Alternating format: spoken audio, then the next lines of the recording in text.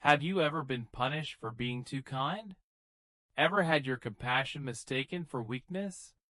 If so, you're not alone, and you're not wrong to feel uneasy about it, because what you're about to learn might just change the way you look at morality forever. We're taught to be good. From the time we're small, we hear it again and again: be nice, be fair, help others. But what if that very goodness is being used against you? What if someone, somewhere, is quietly manipulating your decency to gain the upper hand? This isn't paranoia, it's politics. And nobody understood this better than Niccolò Machiavelli, the Renaissance thinker whose name has become synonymous with cunning and power. He believed that behind the curtain of every noble act lies a darker motive, one rooted in survival, strategy, and control. Think of that friend who's always doing favors, but somehow you owe them everything. Or the boss who praises your loyalty, then exploits it until you burn out. Machiavelli wouldn't be surprised. He'd simply call it human nature. Now, before you brush this off as cynical nonsense, let's dive into what Machiavelli actually said, and why it might be the most brutally honest advice you'll ever hear. Are you ready to question everything you thought you knew about being good? Let's begin. But here's where it gets even more uncomfortable. Machiavelli didn't think goodness was useless. On the contrary, he believed goodness was one of the most powerful tools in your arsenal, if you know how to use it strategically. Let that sink in. It's not about abandoning your values. It's about understanding when and how to apply them. Imagine a world where everyone plays fair, except one person. That one person will always win. Why? Because the rest are too busy following rules while he rewrites them. Machiavelli knew this. He observed that in politics, business, and personal life, people who appear good often gain the most trust, and that trust can be turned into leverage. Think of it as a costume. Looking good helps you survive.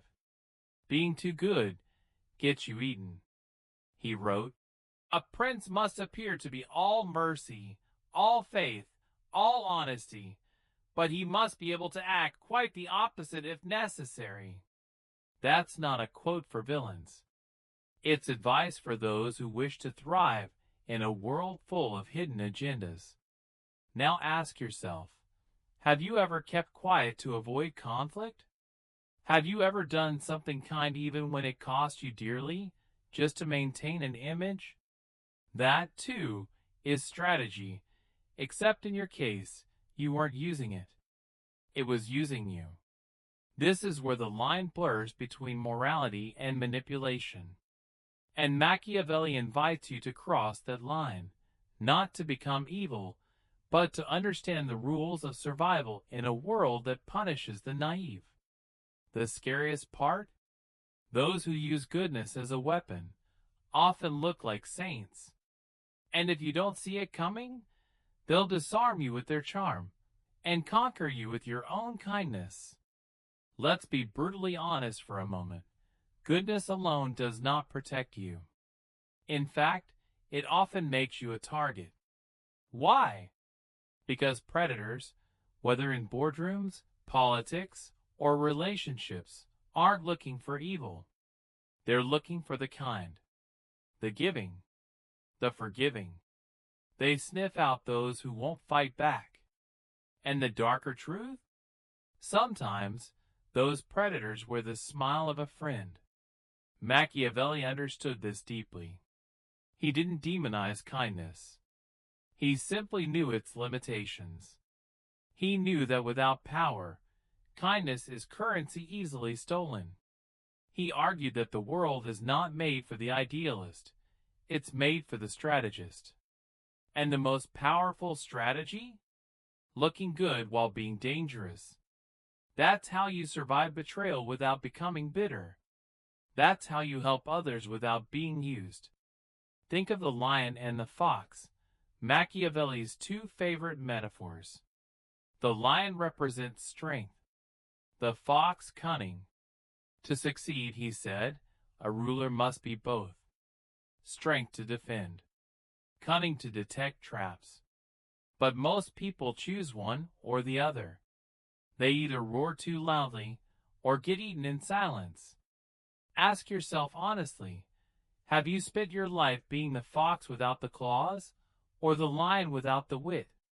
If your goodness has left you exhausted, disrespected, or betrayed, it's not because goodness is bad. It's because it was unprotected. In Machiavellian terms, you were never meant to be a sheep. He once wrote, "It is better to be feared than loved if you cannot be both."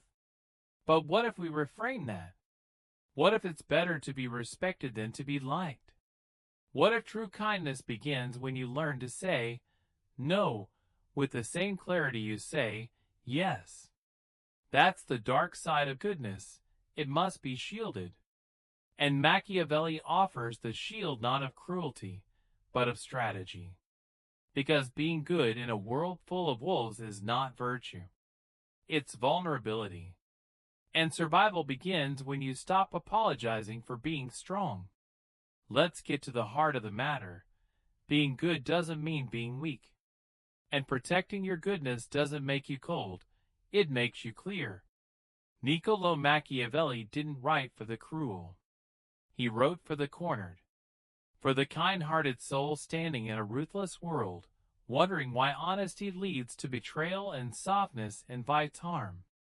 His message wasn't to become heartless, but to stop playing blind. You see, Machiavelli never said to abandon morality. He simply asked, what is morality worth if it leads you to ruin? If your compassion keeps placing you at the mercy of manipulators, what are you really protecting? That's why he urged people to see the world as it is, not as they wish it to be. And this might be the hardest lesson for the good-hearted among us.